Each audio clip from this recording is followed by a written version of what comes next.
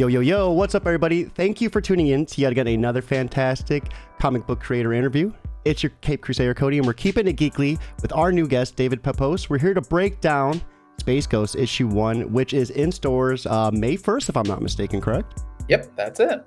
And just to break down everything that went into his creative journey. So, David, welcome to the show. How are you doing today? I'm doing great. Thank you so much for having me. I'm excited to chat about my brand new series at Dynamite Entertainment, Space Ghost, like you said, coming out May 1st. And happy to talk about all things comics in addition to that. So thanks for spending some time with me. No, absolutely. And likewise. So, David, where did it all begin for you? Like, where did you take your very first steps into comic book writing? My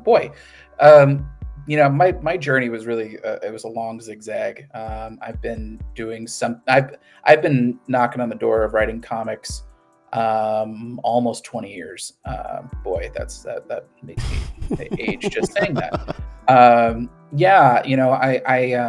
a third generation comics reader. My mother grew up reading comics. My grandfather was a comics fan. Oh, that's so awesome. He used to read me Calvin and Hobbes when I was a kid. And so, my first comics, I got a handful of Marvel books, Amazing Spider-Man 346 being one of them. And so I was hooked, just from that. And I got my start in the industry. I interned at DC in college. I worked on books like Final Crisis and Batman R.I.P. And Green Lantern Secret Origin, and actually a very, very little bit leading into Blackest Night. It was a wonderful eye-opening experience where I learned that like people could make a living doing this. This could be their career. And so I wound up working in comics journalism for a while. There was a recession going on when I interned. So I wound up working at Newsarama for about a decade. I was the reviews editor for a while. And I kind of hit this moment where, and I'm sure you feel this way on your side of the table, is that, it kind of comes in waves. Sometimes you're like really vibing on everything that you're reading, and other times, excuse me, other times it's, you're not vibing on anything. And I was kind of having one of those latter moments. So I realized I think I needed to change my relationship with the industry, or I needed to kind of walk away and just be a civilian again. And so I just read Afterlife with Archie, and that book really resonated with me in a big way. I love that book. I would love to do something in Archie horror. And so I said, maybe I could write something like that. And so I wrote a 4-issue miniseries called Spencer and Locke. And that was what if Calvin and Hobbes grew up in Sin City. Oh, that sounds so cool. Yeah, it was a really fun book. We did a second volume, and we hope one day to do a third once we could get the publishing rights back. But people seemed to really respond to that book, and I realized at that moment that I'd kind of tricked myself into diving into the deep end. I thought maybe just to do a book as sort of a sample for a creative career. I didn't know I could just have a career writing comics, and so. I've been writing them ever since, and I think it's the best job I've ever had. It's the hardest job I've ever had, but it's the most rewarding job I've ever had. And so, I get up every day just grateful to do the work. So reviewing editor, reviews can be very challenging. When I first started working under a Comic Book Yeti, I remember I started out as a reviewer and quickly ran to interviewing because it's hard. It's hard to critique a book. It's hard to not necessarily point out flaws, but to I guess maybe mention some of the cons here and there. And that was the most challenging part for me. For you, what would you feel was the hardest part? Yeah, I mean, I think for me, it was a volume concern. There's just every week there's a fire hose of books coming out. Yeah. There's no way you can cover everything. And I think there's often a push and pull because there are so many excellent books that are underrepresented that you really, you would love to hit all of them. And conversely, there are some, bigger marquee titles that maybe you're not as interested in, but it would feel like a glaring oversight if you didn't review them. And so I that was something that was always very challenging for me, but I learned a lot as a reviewer. I think it really kind of helped me articulate what I did and didn't like about comics. And it really kind of, I didn't realize until much later that I was really kind of picking out the tools from my toolbox by seeing how everybody else did. Yep. And so they're I see bits and pieces of like Jeff Johns and Rick Remender and Devin Grayson in my work. And you can kind of see bits and pieces of all that. And I felt like I also like kind of learned from other people's mistakes. If I saw somebody doing something that like it didn't resonate with me, I kind of knew. For example, I'm not a huge fan of like decompressed storytelling. And so that's something that like I push really hard against in my work, where I'm trying to make it that every issue feels self-contained, every issue feels like a satisfying chunk. And I think that's served me well, given like sort of the trends in the market today. But yeah, and I think it also just kind of taught me the lay of the land. I think the comics industry can be a very counterintuitive place, and I totally get it. Like, there's a lot of information on the internet, but you still need to know where to look for it, and you need to figure out what's reputable, what isn't.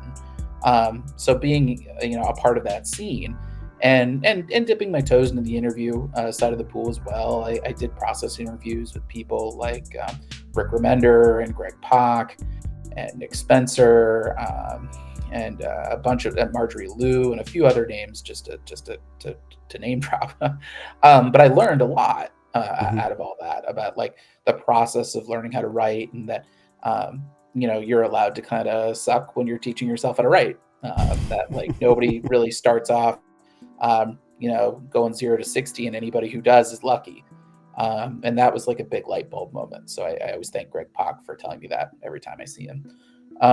So yeah, it was sort of the best possible boot camp for me to learn how to make comics.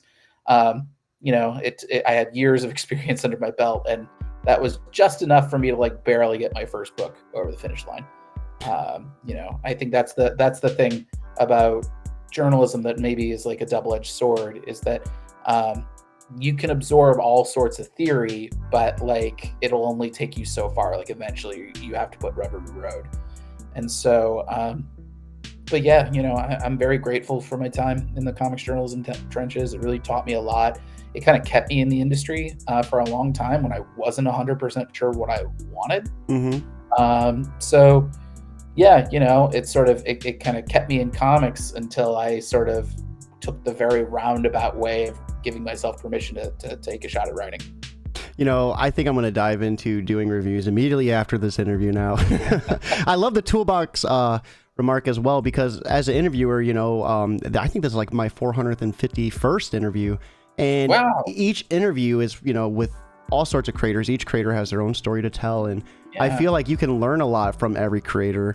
And yep. I kind of have made that same remark in a joking manner to people, like, when I get ready to come out with something, I'm going to have all these interviews to kind of just reflect upon and learning people's journeys. But eventually you have to put that rubber to road, and you have a lot of road that you've put rubber to. I mean, Punisher, Moon Knight, Savage Avengers, Fantastic Four, just a whole slew. How does it feel? I mean, as a third generation comic reader, I mean, your whole family just has to be just overjoyed with just the titles you've worked with. Yeah, I think to some extent. I always wish that my grandfather passed when I was very young, and I'm sorry. I always wish that he that he could see me now, because I'd be curious what he'd make of this weird career that I have. But yeah, I think. Yeah, my family is very supportive. They don't really understand all the ins and outs. I think they're more casual readers in the comic scene than myself. But yeah, there have been certain titles. My mother was very excited when I did a Fantastic Four 2-parter, and I'm trying to think, like, and I think we're all very excited, like, for me to like do anything Avengers related. So yeah, they've been very supportive. My mother still is sad that I'm not like writing for late night, but she'll take what she can get at this point. So yeah, I mean, it's been really nice that it's sort of my family and my spouse and all my friends, like, they're all so supportive of this career, because yeah, I don't really know how you do this career without having that kind of home life support.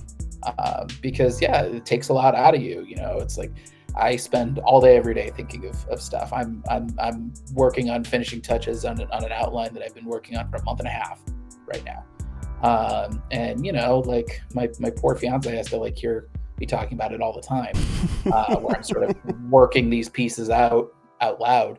But like that's sort of my number one advice, I think, for anybody who wants to get into this business, is make sure that your spouse is supportive of this. Because this is not a casual 9 to 5. This is a job that you really have to eat and breathe and sleep if you want to be a professional about it. And so, having a supportive spouse, like if you don't have that, you're not only going to wind up like not in the industry, you're probably going to wind up divorced. So not happy, to say the least. Yes. So make sure your spouse knows what you're getting into. So how do you not burn out? I mean, it sounds like you're just working overtime all the time. How do you find yourself, not breaking from it?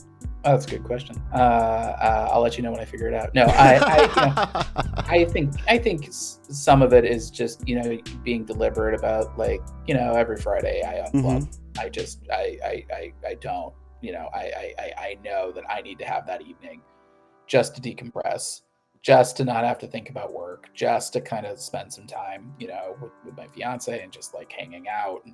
And then I think beyond that, it's making time to take care of yourself, making sure you're getting a full night's sleep, making sure that you're eating healthy, making sure you're exercising. I hit the gym 3 times a week. I try to go out for a 2-mile walk every day, just to kind of like get yourself out of the house and like make sure that like your mind and body are in the right place. And then I think beyond that, it's trying to kind of tackle a diversity of different types of books. I had a period last summer where I was writing Moon Knight City of the Dead and Punisher and The Devil That Wears My Face, like back to back to back. And that was like a very challenging summer for me, because I felt like those books all kind of inhabited a similar tonal space. That it was sort of my gritty street level phase. And doing 1 or 2 books like that, yeah, you can do that. Doing 3 books like that, it's a lot. Mm-hmm. So I think for me, like the lesson I picked up from that is like, try to kind of like do things in a variety of different tones. Like I've got some books that I'm working on right now. I've got Space Ghost, which is sort of this like sci-fi superhero epic, but I'm working on something else that like has like a bit of a harder sci-fi component to it. So like it feels different enough that I can switch gears easier. But yeah, that's when I'm usually having the most fun, is like if I'm working on multiple projects that feel different from one another. Mm-hmm. When I was working on Fantastic Four and Avengers Unlimited and the beginning of Moon Knight City of the Dead, and that was like a great sweet spot for me, where I felt like all 3 of those felt very, very different from one another. And so, yeah, and I think beyond that, it's, just taking care of yourself, having a community that you can talk to. If you believe in therapy, I believe in therapy. I believe in therapy too. Like go to a therapist. That stuff will seriously help your work. So yeah, I think, but yeah, it's an ongoing process, really. It's something that I think I'm trying to refine every day. And yeah, if you're watching this and you think you don't need therapy, you probably need it the most, I will say. It's like going to the gym, but for your mind and emotions. Yes. You pretty much gaslight yourself into be positive. Yes. So definitely highly recommend it. Go for it. That's I think a key part of being a comics creator. We have a J. Michael Miller in chat throwing 100% in there about having a supportive fiance. I think support is a big thing, but I also think, replenishing that creative juice and hearing how, doing just 3 back-to-back gritty, stories like really drained you, but balancing different ones. That's really interesting. Is it hard to do that? I mean, I'm sure at this point in your career it's easier, but in the beginning, was it a challenge? Well, I think luckily when I was starting out, I was still taking baby steps. I was doing 1 book at a time. And the great thing about starting out, especially in the creator-owned realm, is that you don't need to be hitting those monthly deadlines. Like, you have a little bit more time of lead time to like put a book together. Especially, if you're, working at a very indie place, a lot of them won't solicit those books until you're pretty far forward with it. Mm-hmm. And you can kind of negotiate with your publisher, like how much lead time do you think you need? And like, I feel like if you're doing a 4-issue miniseries and you say, listen, like I need 10 to 12 months, like that feels like, that feels right, especially if you're just starting out. It's when you hit the majors, when you hit Marvel, when you hit DC, that's when it's like, okay, like you have to hit these monthly deadlines. Like you have to, you might have a little bit of lead time to get your outline together, but as soon as that outline is done, you are expected to turn in a script every month, if not sooner. So like that kind of, you won't get to that level until you've kind of conditioned yourself a little bit. But yeah, I think, a lot of it's triage, it's sort of figuring out like, what do you owe immediately? What's gonna keep your artist in pages versus is there a project that there's not an artist attached yet? You kind of figure out what to prioritize and all that. I mean, I think that the cardinal sin that I've always been told is you don't leave your artist without pages. Because their job is already hard enough. If they have the whole script, you need to make sure that they always have, a script to be drawing. Absolutely. But yeah, I think, it's trying to work smarter, not harder.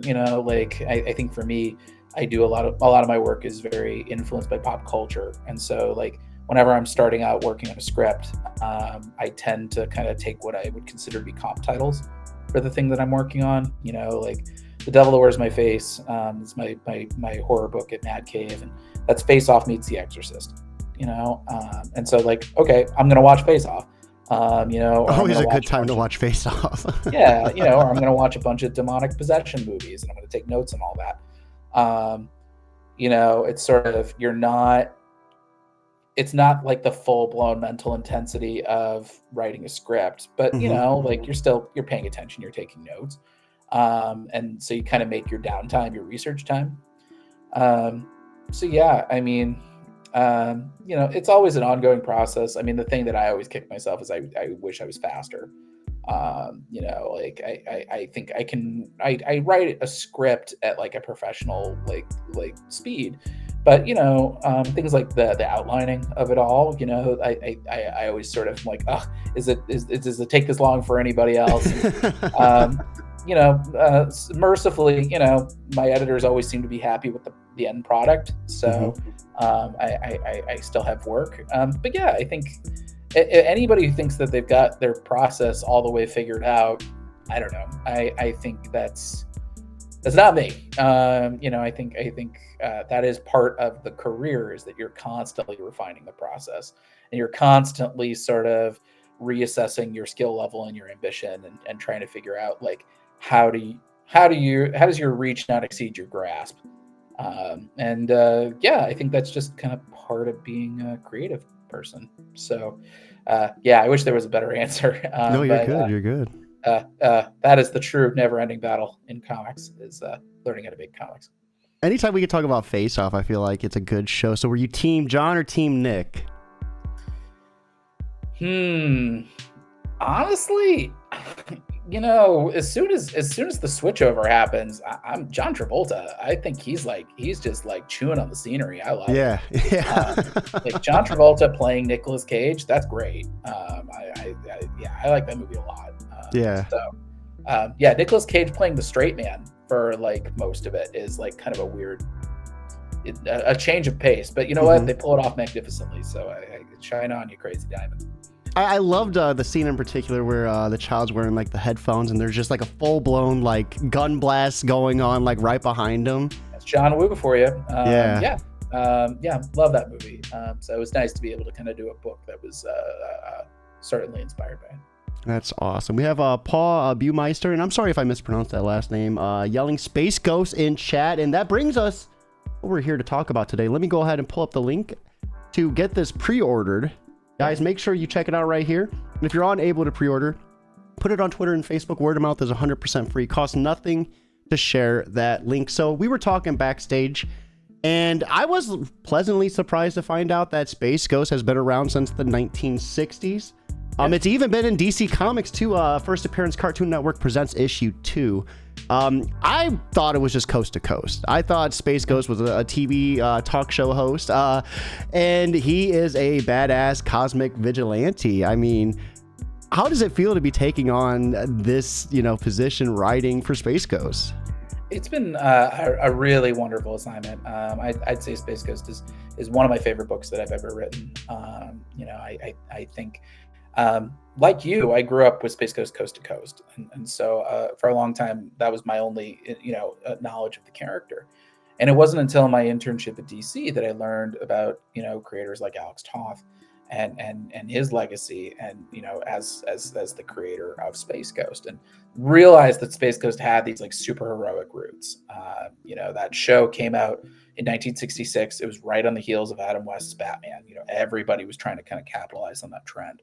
And sometimes they would try to license out other heroes, but if you couldn't license out a hero, you would kind of invent one of your own. And that's how Space Ghost came to be. But as I learned more and more about Space Ghost, and I read Joe Kelly and Ariel Olivetti's Space Ghost miniseries from 2006, which was kind of like a Batman Begins kind of reimagining of Space Ghost's origin, I realized like this was a character that had all the ingredients of an A-lister. He's got that striking design. He's got that eye-catching white suit, but then the black cowl and then the wavy yellow cape. He's got this amazing array of abilities. He's got his power bands that give him a power over fire and ice and laser beams and force fields, and he's got his Inviso belt that lets him turn invisible. He's got his Phantom Cruiser. He's got his base on the Ghost Planet. He's got this trio of sidekicks, which was, I thought, a really savvy way for the cartoon to like appeal to every kid. You've got a young boy, you've got a young girl. Any viewer can kind of glom onto that. And then having a pet monkey, because back then adding monkeys to things would sell. You see all sorts of Silver Age comics. Never realized that. There's a ton of Silver Age books back in the day at DC where they realized like, putting a monkey in it they'll notice an uptick in sales, so they did that a lot. And then Space Ghost having this just absolutely stacked bench of villains. I mean, it's like a rogue gallery that's like Batman's or Spider-Man's or the Flash's, like Metalis and Brack and Zorak and Moltar and the Widow and Creature King and the Council of Doom. I mean, Alex Toth was throwing out a lot of fastballs on that. And so the thing that really struck me when Dynamite approached me asking if I'd be interested in this book is that despite all these amazing concepts, all the episodes of Space Ghost are like 5 minutes a pop. There's no backstory. There's no continuity. There's very little even in the realm of character development because they only have 5 minutes. A lot of those episodes are sort of resting on vibes and energy and just like the sheer strength of the character designs. And so that was the thing that really stood out to me, was in a genre that's as thoroughly mined in comics as superheroes, Space Ghost felt like unexplored territory. That really, there's only been a handful of comics that have had him in it. Like, I think, if I've got the math correct, I'll be the person who's written the most Space Ghost comics out there in the industry, which is like a weird feeling. But yeah, I saw all these amazing ingredients and nobody had really been able to cook like a full course meal with it. And that's what we're doing here, is we're really kind of putting Space Ghost, we're reclaiming his roots as a traditional superhero. We're taking all those ingredients and kind of recasting them through like the storytelling techniques of 2024. We're doing sort of like Batman: The Long Halloween, where it's sort of this big sweeping sci-fi superhero epic about Space Ghost, tackling this gauntlet of villains, but also him, crossing paths with this pair of orphans and their pet monkey. And how do they become, go from being these like kind of orphaned rescues to becoming his sidekicks, to becoming trusted partners, and then eventually like a found family in their own right. It really is such a unique opportunity. I think when you're working in superheroes, so often you're part of a larger tapestry. That is often what a lot of my interaction with my editors is just figuring out, like, beyond does the story work, it's here's a piece that I would like to use. Is anybody playing with it right now? And sometimes the answer is yes, and so you got to kind of figure out a workaround or figure out another character. But you are sort of part of a larger traffic grid, and your editors are kind of the traffic cops helping kind of navigate everything. Space Ghost, you have none of that. It's cool to just to have all of the cool stuff about the superhero genre, but you don't have to share the toys. I get to say I want all these villains, and Dynamite and Warner Brothers says, sure, have fun. And me saying that, here's a wrinkle that I'd like to add to this character, and Dynamite and Warner Brothers says, sounds great, have fun.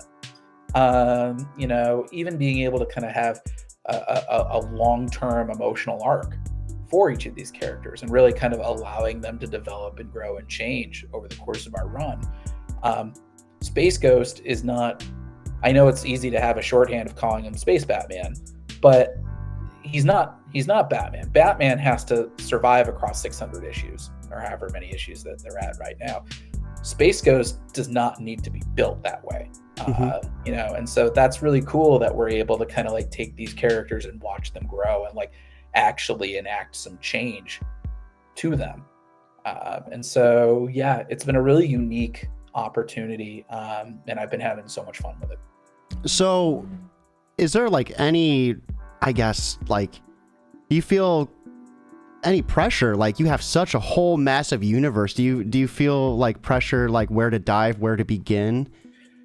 Honestly, no. And I think, the reason why is just because like the sheer embarrassment of riches that I was left to play with, like it's one of those things that like I think it's been really freeing, because I just know that like Space Ghost and his supporting cast and his villains are so iconic, and they've got so much room for development that like I don't think there's a wrong answer for any of this. And if anything, I think those character archetypes have really kind of played to my strengths, where I say, okay, like I get the broad strokes of what that cartoon was. Now, how can we add a little bit more specificity? How can we add a little more nuance? How can we add just to make their core direction even a little bit more pointed?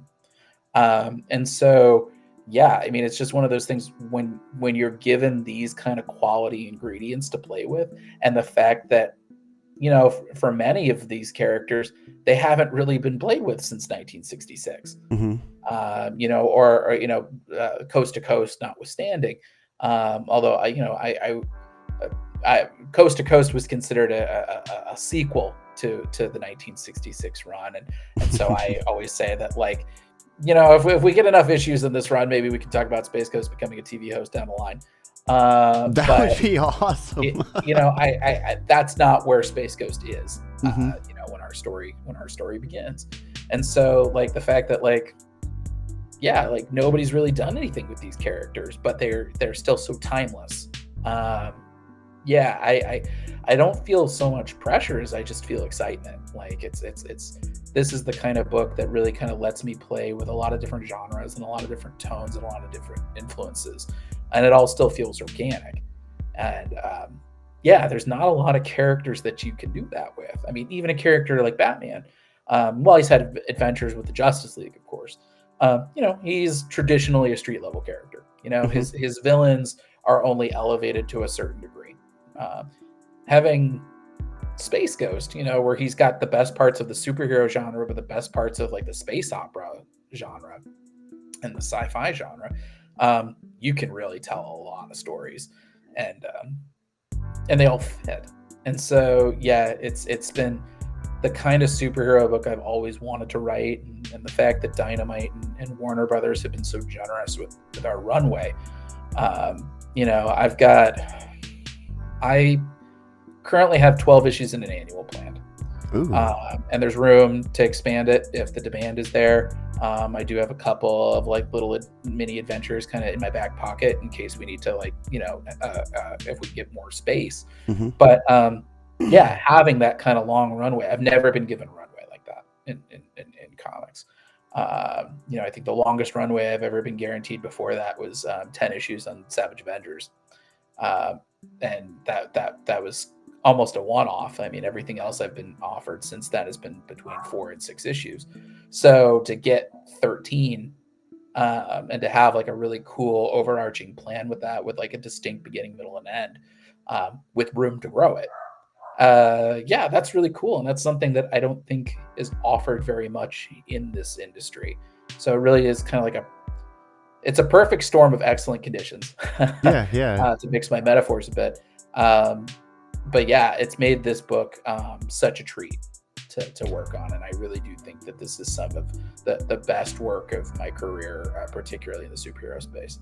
So did you have to change your approach or style of writing to fit, this runway, maybe compared to your other works? Well, it's a good question. And I think yes and no. I changed I took a little bit of a different approach because I wanted to maximize that runway.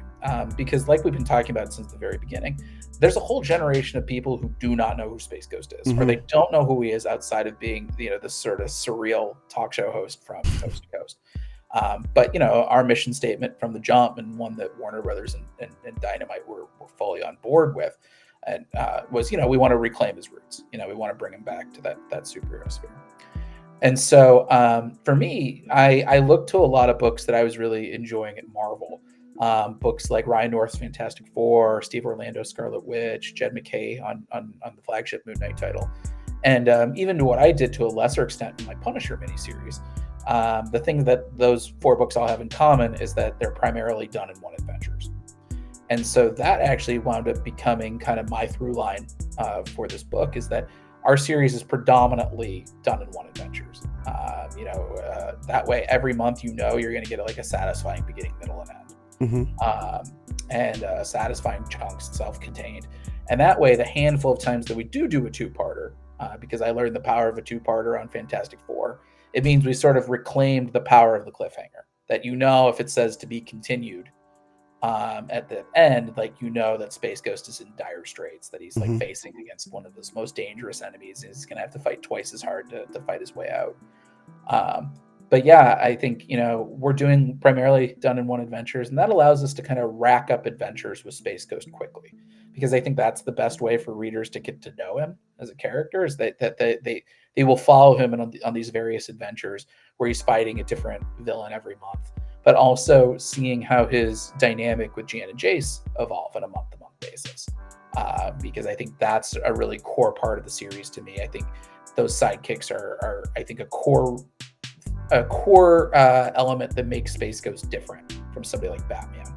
Where Batman, it's sort of optional if Robin shows up. He still works as a solo character. I don't think Space Ghost works as a solo character. I think he has to be it has to work as an ensemble piece. I think having 3 sidekicks is like too pointed of a statement. That if you don't have them, it feels like a sundae without the cherry on top. Or it feels like a banana split with no banana, so yeah, I think doing the done-in-one approach has been really fun. It's definitely been challenge, maybe too strong of a word, but it's definitely been like something that I try to always be mindful of, is that okay, I've got 22 pages per month. How do I tell a story that kind of fits within those confines, that still kind of fleshes out the villain in a way that feels interesting to me, but also kind of still gives us time with the core characters, the core ensemble, that we see some progression in their relationship, and still gets a couple of action beats in the mix. So absolutely, that's been a fun challenge, but I think it's you can't always do that in every series. I think certain books have to be structured a little bit more as one cohesive thing. But to have, I think, a more episodic structure, it's been really fun. And I think, that's how, the industry got started. in a lot of ways, before we sort of went for this longer form serialized storytelling. And so it's nice to be able to switch gears a little bit. I think for me, especially, it really kind of makes it so I don't get so tired, because I'm doing something that feels like a superhero action issue, and then I've got maybe a heist issue, and then maybe I've got an issue that feels a little more horror tinge. Yeah. And maybe I'll switch to a bank robbery, after that. And so it's like, that's why I like this book so much. It's just, I get restless easy. And I don't get restless on this book, because anytime that I'm feeling even the slightest bit bored, I will switch gears and just do something completely different. And it all seems to fit. And you could do all kinds of different planets too. That's like the beauty of it. We have a lot of love in chat. We have Paul Buhmeister saying, most looking forward to seeing how Dave, the Trope Slayer, handles a character with so much history but so little actual backstory. We have BMD Nerd. Isn't he a lawyer? I think you're that's what, Harvey Birdman? Yeah. I that is like my childhood memories flowing all the way back. That's fantastic. So speaking of Space Ghost, the worlds, the universes he can explore, who's the rest of the creative team on this? Your artist is probably gonna be in a world of hurt with all these different designs. Jonathan Lau has been such a sensational artist to work with. I've been a fan of his for about 15 years now. He worked on a run of Green Hornet with Kevin Smith. Oh, that's so cool. And that was actually my introduction to Dynamite as a publisher. And so I've got a lot of affection for that run. Jonathan is turning in the work of his career with Space Ghost. I think he really understood the assignment from the jump, in that, this is of course Space Ghost book, but like, we can't ignore the kids. And so he's been really great at like sort of balancing these like big bombastic superhero moments, but also switching gears to these like quiet, heartfelt moments. And, especially with Jan and Jace, it'd be so easy for him to just put all the spotlight on Space Ghost and then just have those kids kind of shoved in the background somewhere. And he hasn't done that. I think he recognizes that this is an ensemble book. And so I think he does a lot of heavy lifting in terms of making you fall in love with these characters. Just because you see their expressions and you see their body language, and they're endearing kids. Jan and Jace are kind of like Dick Grayson and Babs Gordon meets Tim and Lex from Jurassic Park. Mm-hmm. And so, yeah, but he's done some great work with the redesigns. And redesigns is actually probably too strong of a word. I think he's just kind of putting his stamp on what's already there.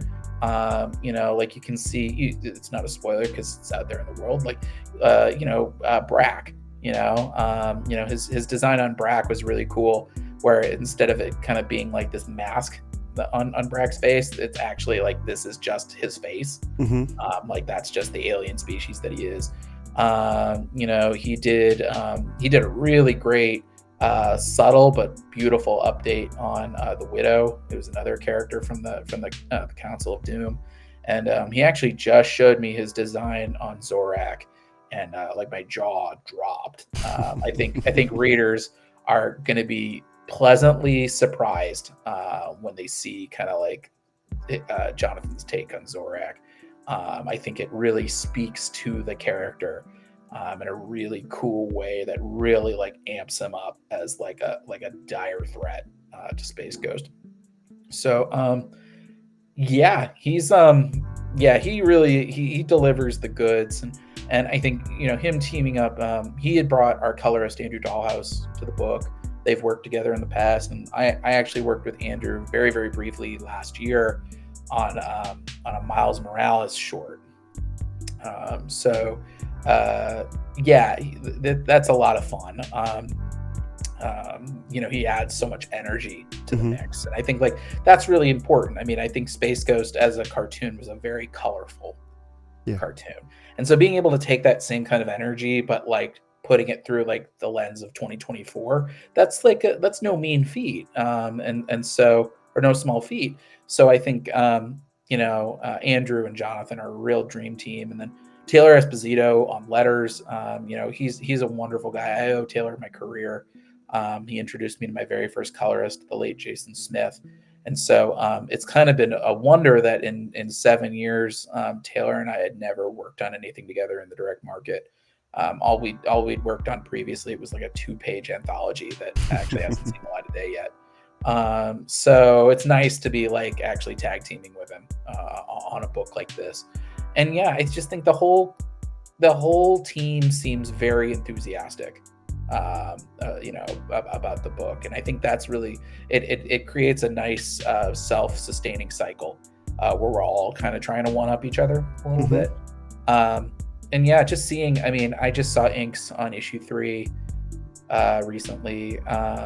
The team's getting better with every issue. Like that's really exciting. That it's not like we're getting tired. It's not like we're getting exhausted. If anything, we're like kind of finding these characters and kind of really wrapping our minds around this universe. And so to see Jonathan just improving dramatically with every issue. Issue 1 looks beautiful, but like you're gonna see issue 3 and you're gonna be like, whoa, that like like the bar keeps getting raised, and it's really heartening to see. Yeah, I can't wait for people to see this book, because I think everybody involved is really swinging for the fences. So with focus on including the sidekicks, the 3 sidekicks, as much, as importance with Space Ghost, like is it hard to do that with all the various villains? I mean, you have so many different faces and people and things to play with. How do you make sure they're getting the spotlight they deserve? Sure, it's a great question. I mean, I think some of it is that's why it's so useful to start off with sort of the villain of the month approach, is that really you're juggling 4.5 characters essentially per month, and that's a very doable thing, especially with 22 pages a month. I mean, when I was writing Savage Avengers, there was a point where I had I think I had a 9-person cast for a while, 9 or 10-person cast, plus a villain. So that was a lot. I was doing that in 20 pages. So 4.5 and 22 pages. It's a walk in the park. Kind of like a lot of yeah, I think for me it was sort of every issue I had to figure out 2 things. I had to figure out what's the villain of the month, what's their deal, what are they trying to do, how is that gonna collide with Space Ghost in some form or fashion, and then it was sort of figuring out what's the emotional story behind all this. For example, Jan and Jace's first night on Ghost Planet, what's that like? These kids who literally just had like their entire lives kind of ripped away from them, and they found themselves in like a superhero's lair. What's that like? What kind of mischief are they going to get themselves into? What are the growing pains behind that? Or like, these kids, what happens when their loyalties are tested, because, they're still very new to this. And, maybe somebody says like, you don't have to be with Space Ghost. Why don't you join me? And sort of figuring all that out. What happens when they have setbacks? Nobody's going to score a perfect game ever. And so, they might have to wrap their minds around what happens when they lose, or what happens when maybe a victory cost a little bit more than they expected. Lots of things like that. And so I think ultimately the villain of the month story is always in service of what's the emotional journey between Space Ghost, Jan, and Jace. Blip is fun because like I consider him sort of like a little bit of a half character, because he doesn't have dialogue, he doesn't speak. So it's very much for him, it's kind of always giving him something to do, but also kind of trying to fit in a beat here and there of like, is there something funny? And a little of that goes a long way because it has to be all visual. But also, Blip is so important to the general trajectory of our series that I think that also does a little bit of heavy lifting. Like, he's not extraneous by any means, and you'll kind of get a sense. You'll certainly get a sense by the end of issue 1, like, oh, this is why Blip is in the series, and this is why he's important.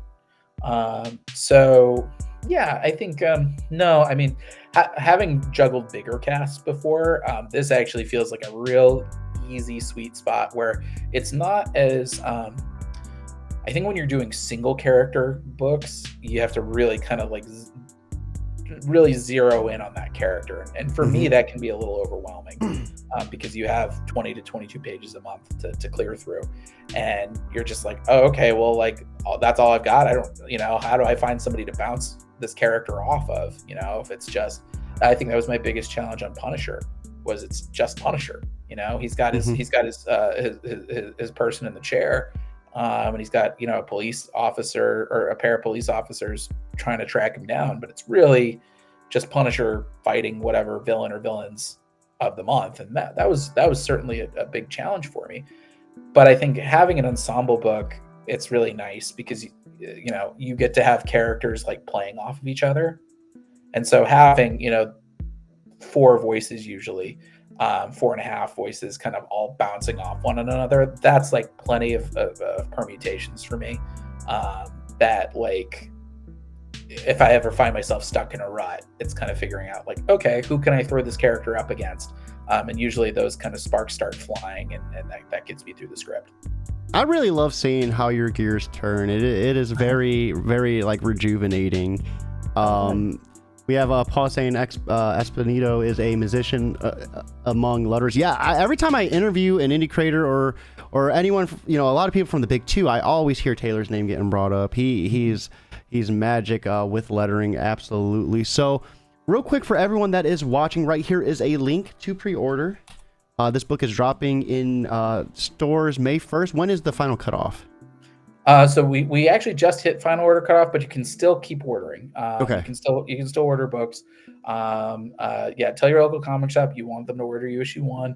Tell them you want issue 2 because that is still up for pre-orders. Yeah, I mean, really the ideal thing is just tell them you want Space Ghost on your pull list. Like I said, we don't have any wasted issues here. There's really no fat to this book. It really is just kind of distilled superhero action and superhero drama in every single issue. So it's a lot of fun. So yeah, tell them to add Space Ghost to your pull list. That way you can get all 13 issues. But yeah, I think yes, calling your local comic shop is the thing that helps books like ours out the most. So yeah, we really appreciate it. And for anyone who might be on the fence about pre-ordering, what would you like to say to them if you just maybe had a few seconds to reach out? Yeah, I mean, well, a book that's like, what if Batman fought crime in the Star Wars universe? Like, that's pretty hooky to me. But I would also say that the thing that I love most about writing this Space Ghost book is you don't have to do any homework to enjoy it. You don't have to watch any of the cartoons. You don't have to have read any previous comics. I did all the homework, so you don't have to. This is a true jumping on point that I think, if we've done our jobs right, it's really going to rely on just falling in love with the characters. And we've worked really hard to make this entire book populated by these characters that you're going to fall in love with these villains that you're going to just be super excited about. And just this kind of cool, like, larger than life superhero adventure, and so I think if you're looking for a self-contained superhero story, one that isn't kind of beholden to anything else going on in any sort of shared universe, but still kind of like swings as big as any, big two superhero, Space Ghost is where it's at. I think this is the kind of book that you don't see that much anymore, but it really is kind of pure, distilled, uncut superhero epic action in space. So yeah, I think it's some of the best work of my career, and I can't wait for y'all to read it. I love it. We have Baron Von DC over on YouTube, just ordered a copy. Great interview. Thank you for the pre-order. Welcome on in, DC. I hope you're having a fantastic evening. So, David, last but not least, before we cut you loose, I always love asking for a piece of advice for anyone out there who might just be starting out in their journeys, and then what you're consuming outside of creating. So for anyone looking just to get started with writing, as someone who just wrote so much and touched a ton of people's like favorite characters, what would be your biggest piece of advice to them to help them get started on the right foot? Sure. Well, I think the pieces of advice that I would give first is starting small. You got to get your reps in before you sort of make a public debut. I wrote a short script every day for 90 days, just like 6 to 8 pages. They don't have to be good. They just have to be finished. You will learn so much more by finishing than being precious. And so I think doing that, even for a month, you'll learn a lot. I think the other bit of advice is that you're allowed to suck when you're starting out. You just got to write through all the crappy words until you get to the good ones. And I think the last bit of advice is desert first. Just because I read your book sequentially does not mean you have to create it sequentially.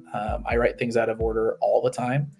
Anything is better than a blank page. And so, if you're feeling like writing a car chase, write that car chase. The worst case scenario is you learn you have nothing more than a car chase and you can say you've gotten through that car chase. But oftentimes that does spark something. So I think just, you gotta write it out. And I think that's the job, is ultimately just having the butt in the chair and just writing, even if it's bad, even if you're going to delete 99% of it tomorrow, you just got to write it. And I know that's something that Stephen Pressfield talks a lot about in his book, The War of Art, which I think is mandatory reading for anybody who wants to have a creative career. So definitely start reading that one. Hey, and if Amazon, if you're out there, give David a sponsorship link on that. I'm going to check it out after this interview. So last but not least, what are you consuming outside of creating? What video games are you playing? TV shows that you're watching? Did you catch the new Fallout? I did. I watched that this weekend. Fallout's my favorite video game, so I was excited to check that one out. Let's see. Games I always have to be a little judicious about because I think that scratches the same itch as scripting does for me. So, I played a little bit of Baldur's Gate. I really enjoyed that. Before that, I played God of War, Ragnarok.